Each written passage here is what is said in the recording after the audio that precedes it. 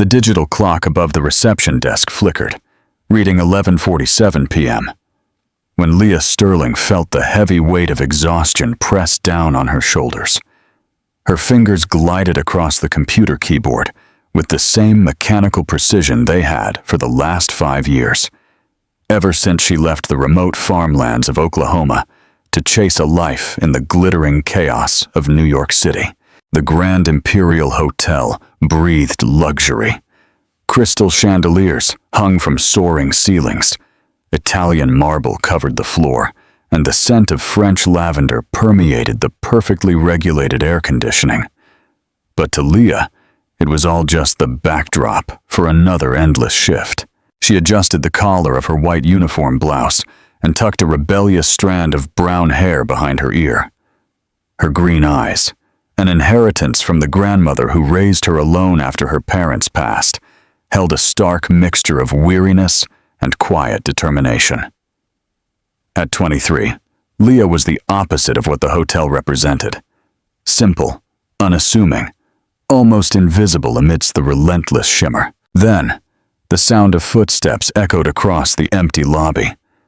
Leah lifted her eyes and felt a strange, cold grip tighten around her chest. A man strode through the lobby with a presence that seemed to siphon all the oxygen from the air. Tall, likely close to 6'1", he wore a bespoke navy suit that molded perfectly to his athletic physique. His dark hair was immaculately styled, and his sharp jawline showed a hint of rugged stubble, giving him the air of a man unconcerned with convention. But it was his eyes that truly paralyzed her. Deep, intense brown, the kind that seemed capable of deciphering secrets with a single glance. "Good evening," he said, his voice a low, resonant baritone that echoed like distant thunder. "Alexander Vance, I have a reservation." Leah blinked, forcing herself back into professional reality.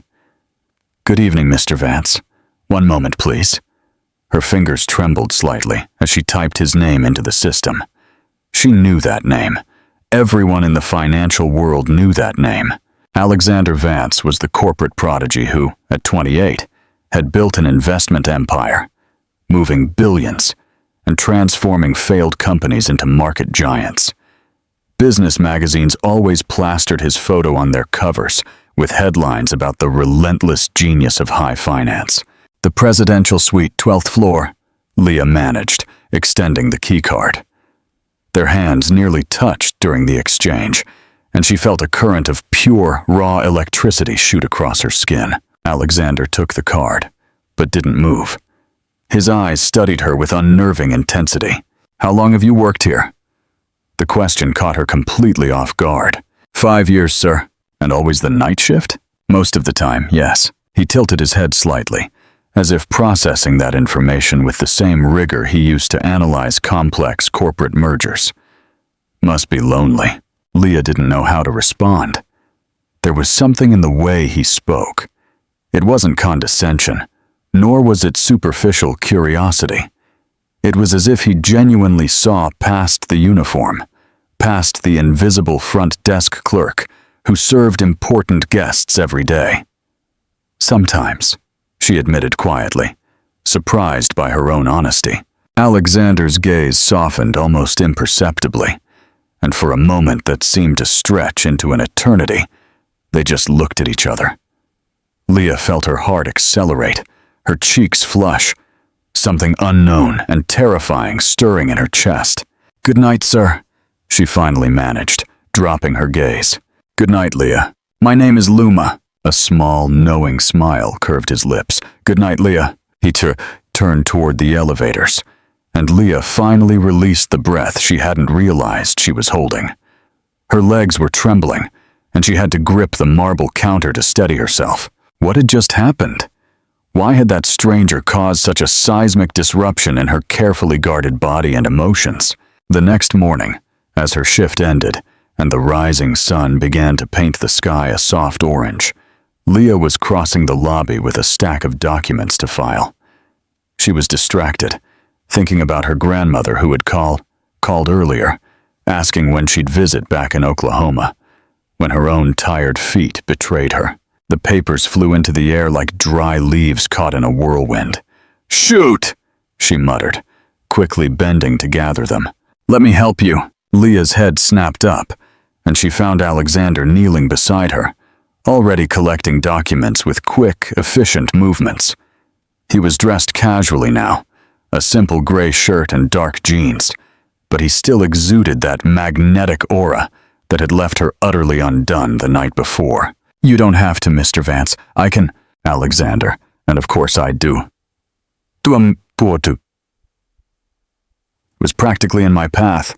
They gathered the papers in silence, yet Leah felt his every movement, as if her own nerves were on fire. When their hands reached for the same document, she felt that electrical shock again. Alexander didn't immediately let go of the paper. Instead, he held her hand for a second longer than was appropriate, his eyes fixed on hers with an intensity that made her forget how to breathe. "You're always in a hurry," he observed. "I have a lot of work. Everyone does. But not everyone carries the weight of the world on their shoulders like you do." Leah blinked, confused, and deeply touched by that observation coming from a complete stranger. "You don't know me, Mr. Vance." He smiled, a small, genuine smile that completely transformed his serious face. "Not yet." He handed her the neat pile of documents and stood up, extending a hand to help her. Leah hesitated for just a second before accepting. His hand was warm, firm, and when he effortlessly pulled her to her feet, she was dangerously close to his body. "Thank you," she whispered. "My pleasure, Leah." The way he pronounced her name, slowly, savoring each syllable, made her stomach flip. Alexander walked toward the hotel exit, but before stepping through the revolving doors, he turned back one last time. "You have eyes that don't belong in this place," he said. And then he was gone, leaving Leah standing in the middle of the lobby, clutching the documents to her chest as if they were the only solid thing in a world that suddenly seemed to be spinning too fast. In the days that followed, Leah noticed a disturbing change in her routine. Alexander began appearing at the front desk with strange frequency for a guest of his stature. First, it was a simple request for restaurant recommendations. Then, questions about tourist spots in New York. Next, inquiries about service hours that he certainly could have solved with a quick call. Leah wasn't naive. She understood the game, even having never played it before. What was most terrifying was that her heart sped up every time she heard that deep voice call her name. Every time those brown eyes studied her, as if she were a mystery worthy of being solved. On the 5th night since his arrival, Alexander showed up at the reception desk at 10 o'clock, after the main rush had settled. He leaned against the marble counter with a practiced casualness. "I need a recommendation," he said. "Of course, Mr. Alexander. How can I help you?" "A place for dinner, but not just any place.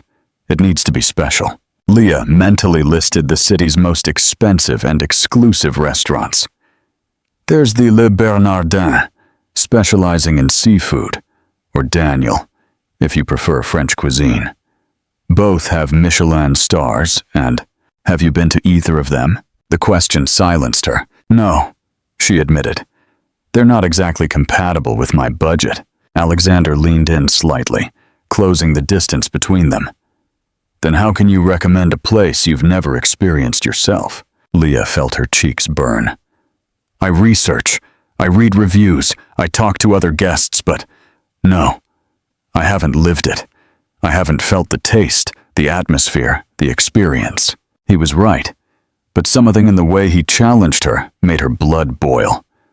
A strange mix of irritation and fascination. "I can recommend places I do know," she retorted, raising her chin. "But I imagine they wouldn't be to your liking." A glint of amusement flashed in his eyes.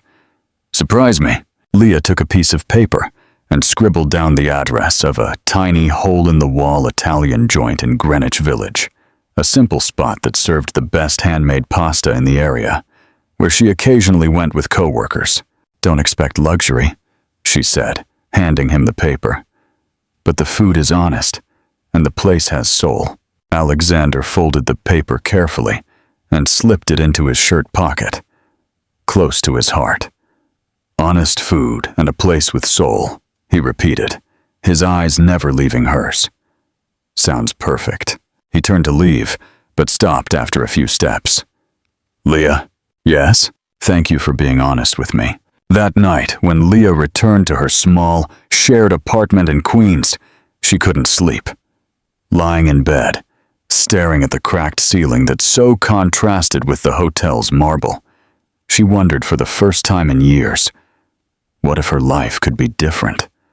What if this man, as distant from her world as the stars in the sky, truly saw her as he seemed to? But then, her grandmother's voice, full of down-to-earth wisdom, echoed in her mind. Honey, rich men play with the hearts of poor girls and then go back to their own world. Don't confuse attention with intention. Leah shut her eyes tightly, trying to extinguish the image of that smile, of that look that promised things she didn't even know she could desire. But it was too late.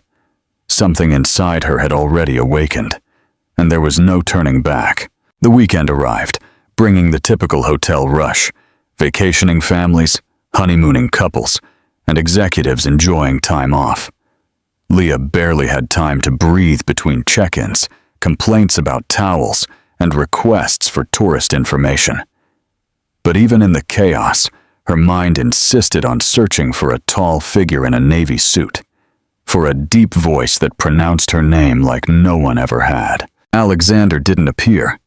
Leah scolded herself every time her eyes betrayed her will and searched the reception area, the lobby, the elevators. He's just a guest, she repeated to herself like a mantra. A temporary guest who will soon leave and forget you exist.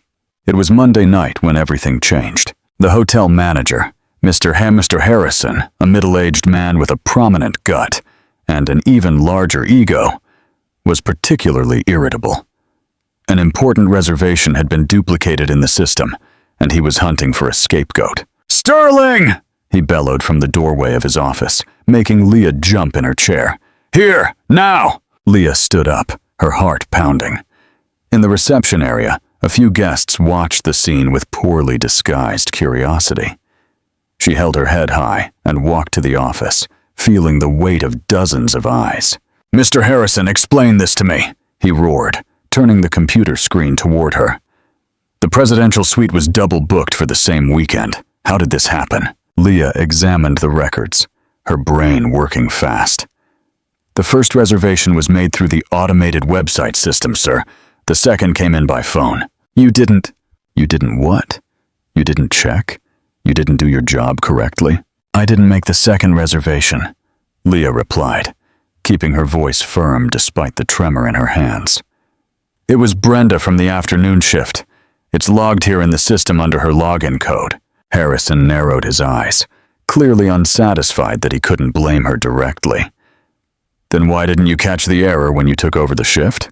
"Because the system doesn't issue alerts for duplicated reservations when they're made in different sessions, sir.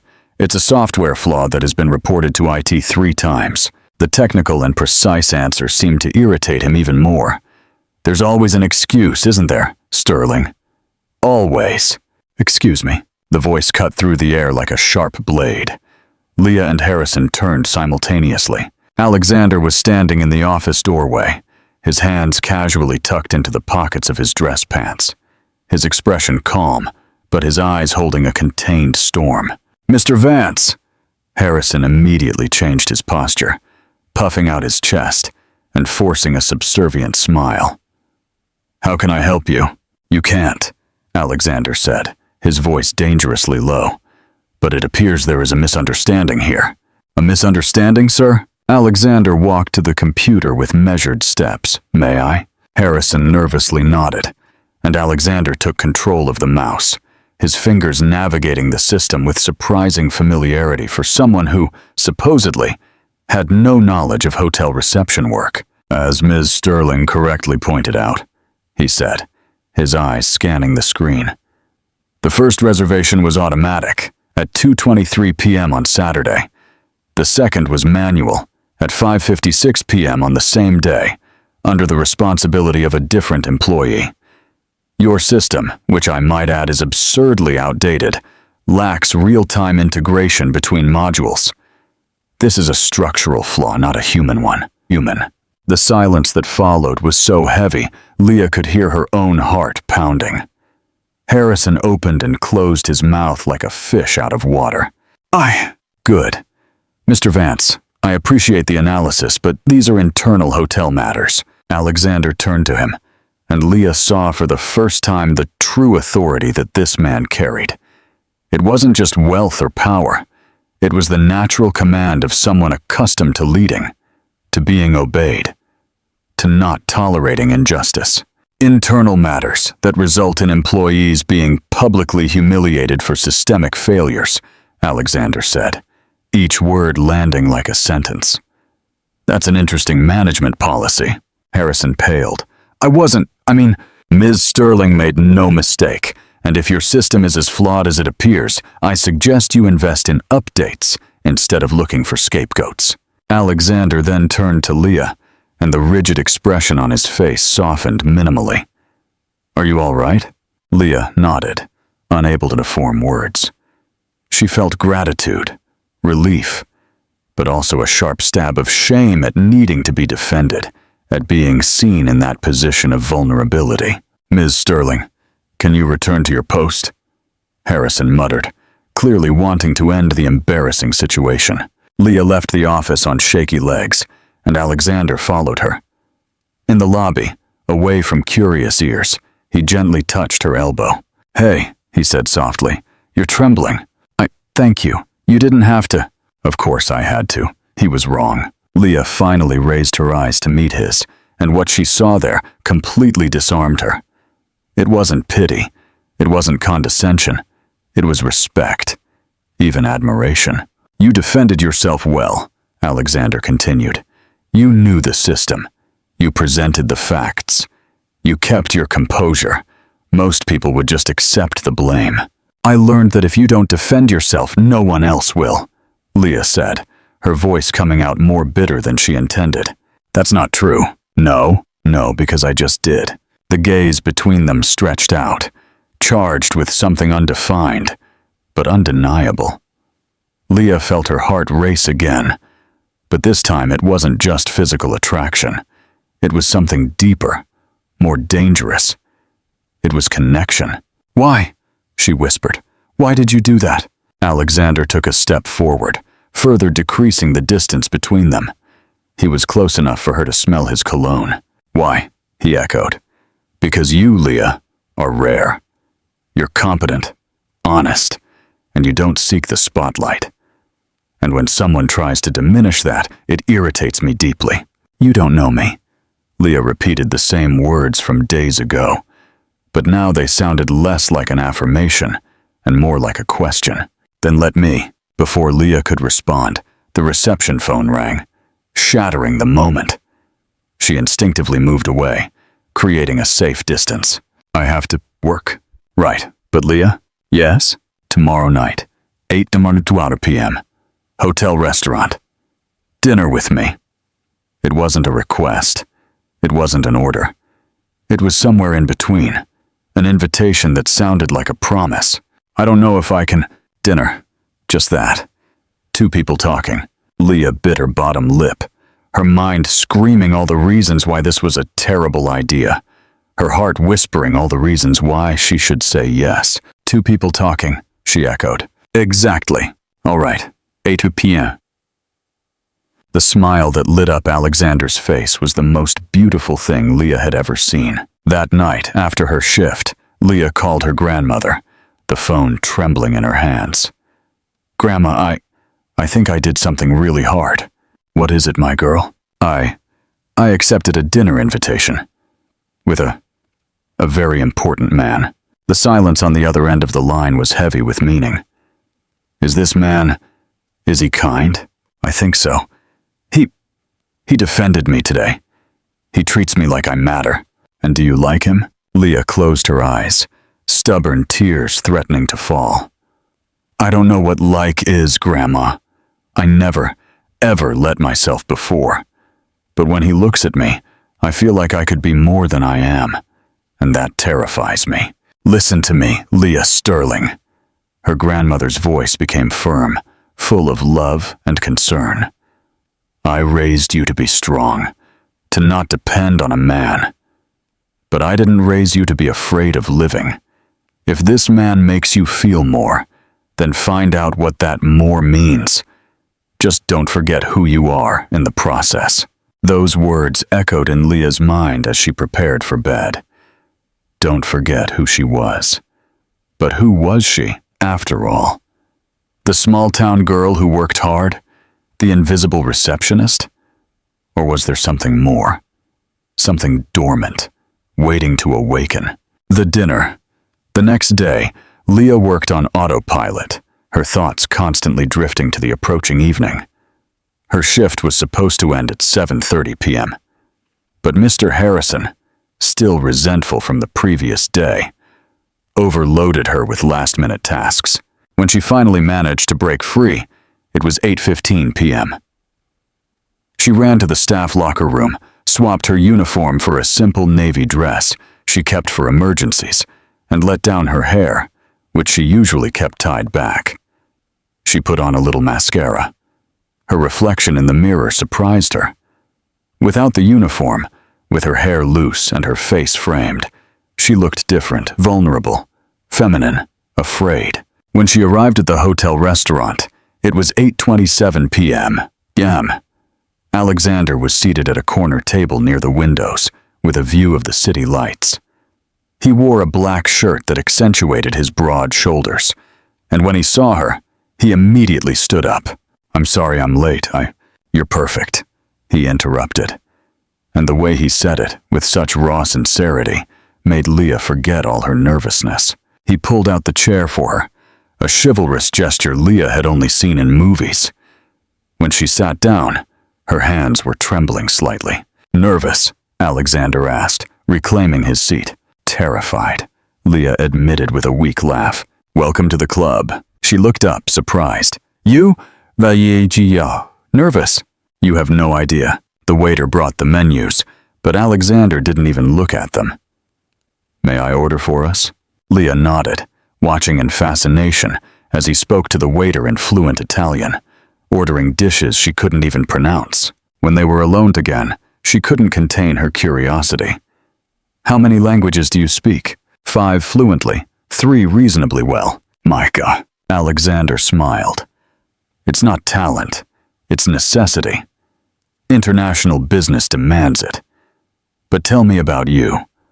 The small-town girl who came to the city and landed a job in one of the best hotels in New York." "There's not much to tell. I doubt that." And then, maybe it was the wine the waiter served. Maybe it was the way Alexander looked at her, with genuine, non-judgmental interest. Leah started to talk. She spoke about the grandmother who raised her after losing her parents in a car accident when she was only 5.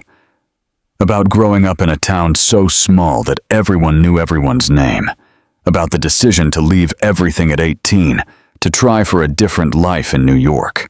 "And you weren't scared?" Alexander asked, leaning forward. "I was terrified, but Grandma always said that fear is just a feeling, not a plan of action. So I came. Got a job at the first hotel that hired me, rented a tiny room, and here I am." "Here you are," he repeated softly. "A survivor. I'm not special. You don't understand, Leah. Most people spend their whole lives talking about dreams, about change, about courage. You simply lived it. That is extraordinary." No one had ever described her life that way. To Leah, everything had always been about necessity, survival. But in Alexander's voice, it sounded like heroism. "What about you?" she dared to ask. "What's it like being you?" Alexander laughed, a deep, genuine sound that made something warm inside her. "You want to know what it's like to be me?" "I do." He became serious then, his eyes locked on hers. "It's lonely, Leah, very lonely. You're always surrounded by people, but none of them really see you. They see the money, the power, the opportunities. But you, the real person, become invisible. Leah felt a pang in her chest. She knew that loneliness, even if it came from a completely opposite place. "I see you," she said, before she could stop herself. His eyes widened minimally, and for a moment Leah saw vulnerability there, something she bet few people had ever witnessed. "I know," Alexander whispered. "That's why I'm here." The dinner stretched for hours. They talked about books. Leah loved historical romances. Alexander preferred biographies. About music, she listened to everything. He had a predilection for jazz. About dreams, Leah wanted to open her own boutique hotel one day. Alexander wanted to retire young and travel the world. 35 years old, she said. Build enough until then, and then live. Do you think you can separate them like that? Build and live? Alexander paused with his wine glass halfway to his lips. No one has ever asked me that. Maybe because the answer is obvious. What would that be? That you can't. That life is now, not later. That if you spend all those years just building, you might forget how to live. The silence that followed was charged with weight. Alexander watched her with a new intensity, as if she had just said something profound he had never considered. "You're 23, he finally said. "How the hell are you so wise?" "I'm not wise. I just learned that tomorrow isn't guaranteed. My parents died driving back from the grocery store. One second they were alive, the next they weren't. So I try to live every day like it's the only one I have." Alexander reached his hand across the table, and after a moment of hesitation, Leah placed hers over his. The touch was simple, but the electricity between them was undeniable. "Leah Sterling," he said, his voice husky. "You're turning my world upside down." "I don't want to turn anything upside down," she whispered. "I just want—" "What?" "I don't know. Something real, something true. And what if I promise you this is real? That you're not a distraction, not a whim?" Leah felt tears prick her eyes. "Then I'd say I'm terrified of what that means." Alexander squeezed her hand gently. "Welcome back to the club." When they left the restaurant, it was already past midnight. Alexander walked her to the employee entrance, a simple gesture that meant everything. "Leah?" "Yes. I'll be in New York for 3 more weeks. 3 weeks to find out if this is real, or if it's just chemistry." "Much more than chemistry?" "Yeah." She nodded, her heart a mix of hope and terror. 3 weeks. 3 weeks. He calmed her, and then, before Leah could brace herself, Alexander leaned in and gently kissed her forehead.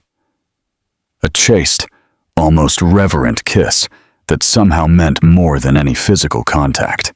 "Good night, Leah." "Good night, Alexander." When she finally got home, she lay in bed and allowed the tears to come. Not out of sadness, but out of something she couldn't name. Fear, hope, desire, terror, all mixed in a whirlwind that left her dizzy and euphoric at the same time. 3 weeks. 3 weeks to find out if a billionaire CEO and a small-town receptionist could really build something real. 3 weeks for Leah to discover if she was ready to risk her heart for the first time in her life. And as she drifted off to sleep, with a small smile on her face despite the fears, she had no idea that those 3 weeks would change her life in ways she could never imagine. But something inside her already knew. There was no going back. The awakening had begun. The moment of truth. The following days unfolded like a fever dream that Leah didn't want to wake up from. Alexander began frequenting the reception desk with disconcerting regularity, always with a plausible excuse. He needed information about meetings, service confirmations, recommendations for places to visit. But his eyes told a different story every time they rested on her. "Good morning, Leah," became her favorite phrase, uttered in that deep voice that made her stomach flutter. Her co-workers began to notice. "Girl, what's going on between you and the guy in the presidential suite?" whispered Brenda during a shift change, her eyes wide with curiosity. "He practically lives down here." Leah felt her face flush. "Nothing. He's polite. That's all." "Polite?" "Leah, he looks at you like you're the only person in the hotel. On the planet, even." "You're exaggerating. I'm watching, and I'm not the only one." The words echoed in Leah's mind. She knew she was playing with fire, that allowing this closeness was dangerous in every way. But when Alexander appeared, with that subtle smile just for her, all sensible reasons evaporated like dew in the sun. On Wednesday, he came down at 9 in the evening carrying a book. "Brought something for you," he said, placing the volume on the marble counter. Leah looked at the worn cover of 100 Years of Solitude. "You mentioned you wanted to read it but never had time to find a copy. This is my personal copy. It has notes in the margins, folded pages, coffee spilled on page 47. It's a bit of a mess, but it's perfect," Leah whispered, reverently running her fingers over the cover. No one had ever done anything like that for her. Remember a casual comment and turn it into such a meaningful gesture. "Page 89, underlined in red," Alexander said, already moving away. "My favorite part." When he disappeared into the elevator, Leah quickly opened the book to the indicated page. There, underlined in red, were the words, "He did not yet understand the value of the tenacity that she was beginning to feel for him." Leah slammed the book shut, her heart pounding so loud she was certain the guests in the lobby could hear it. On Thursday, it was her turn to surprise him. Leah found out through the housekeeper that Alexander liked his coffee black, with no sugar, always at 3 p.m., a time when he usually took a break between meetings. So, she prepared a special coffee in the employee break room machine, the best blend, made exactly right, and asked a waitress to deliver it with a simple note. Just L. 20 minutes later, her phone vibrated with a text from an unknown number. "How did you get my number?" She texted back, smiling. "I have my resources. How is the coffee?" "Impossible. Better than the restaurants." "Fact. Because you made it thinking of me." Leah leaned against the water cooler, phone pressed to her chest, grinning like a silly teenager. She was losing herself, falling, and the most frightening part was that she didn't want to stop. On Friday, Alexander showed up with a proposition. "I need to go to Boston for a business meeting tomorrow. Come with me." Leah blinked. You blinked.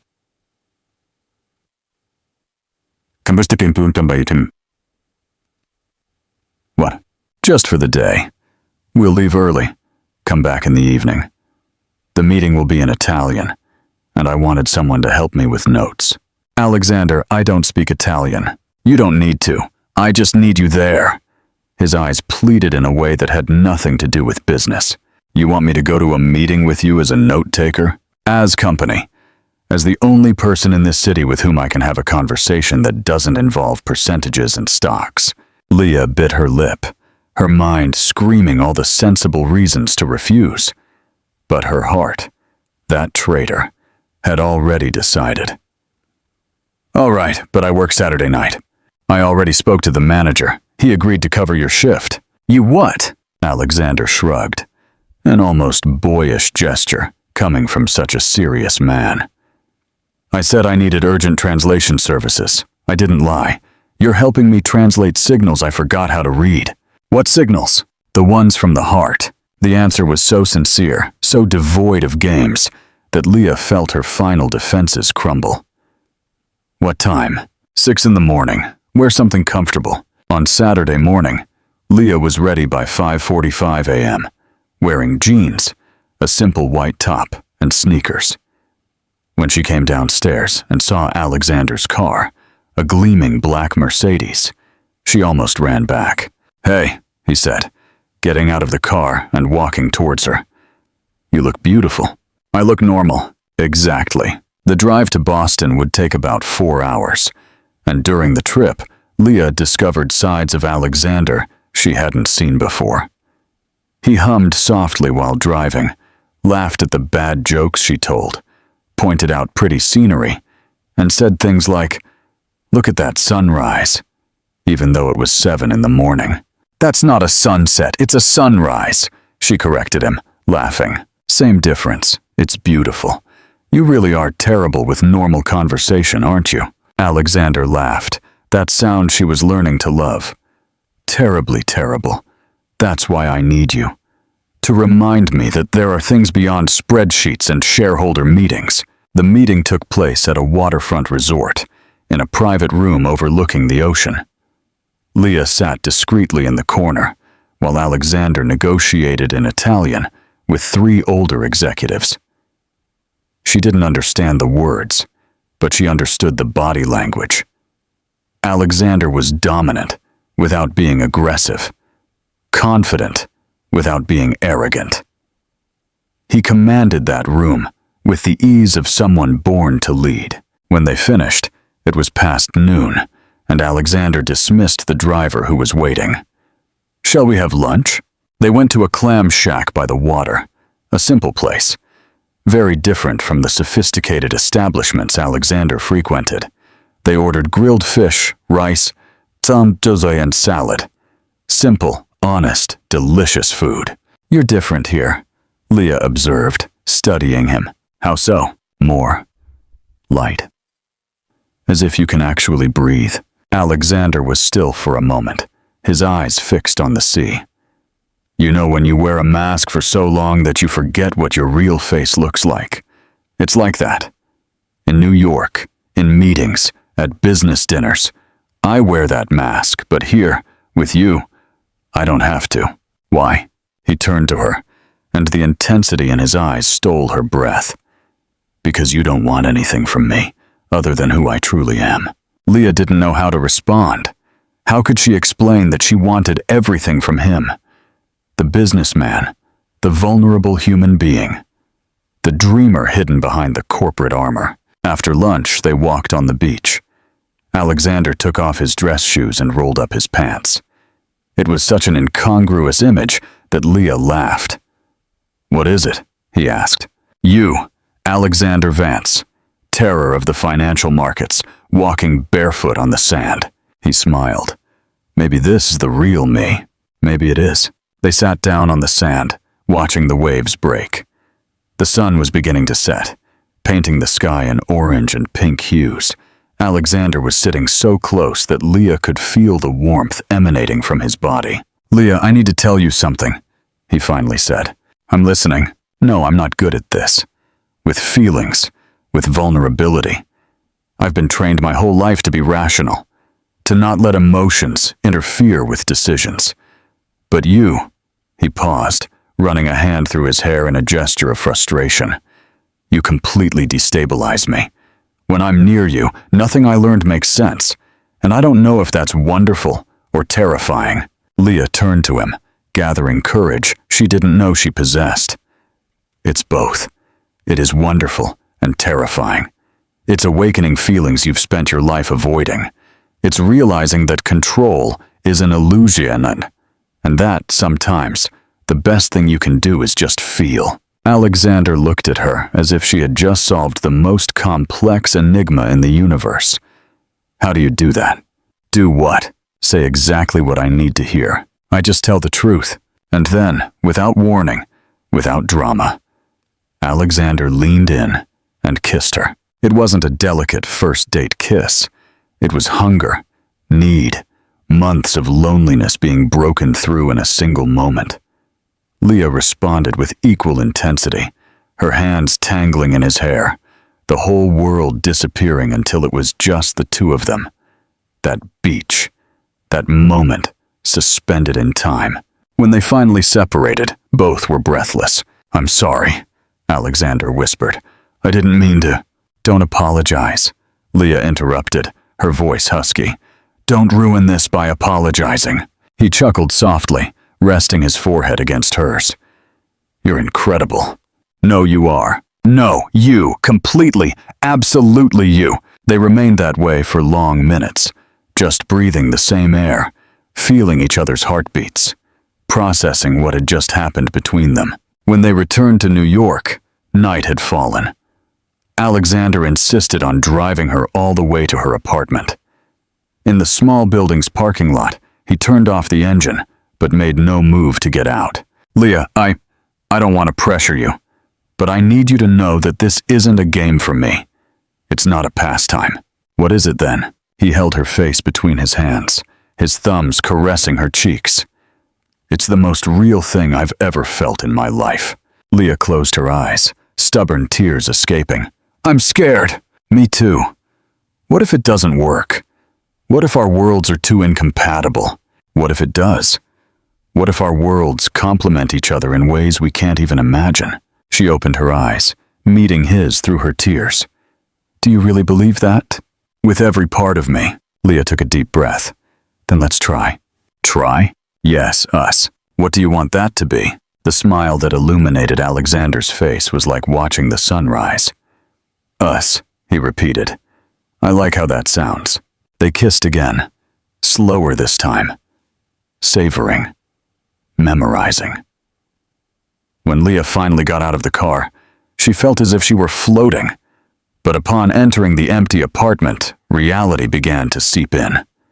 She, Leah Sterling, a hotel receptionist who split rent with 2 roommates to pay the bills, was involved with a billionaire, a man whose world had nothing to do with hers. How could that possibly work out? Her phone vibrated. A text from Alexander. "Missing you already?" She smiled despite the fears. "Me too." "Tomorrow?" "Tomorrow." Leah sat on the narrow bed, hugging her pillow, her body still vibrating with the memory of those kisses. She didn't know what the future held. She didn't know if she was making the right choice. But for the first time in her life, Leah Sterling was choosing to live instead of just survive. And maybe, just maybe, that was enough. For now, it was enough. The profound lesson.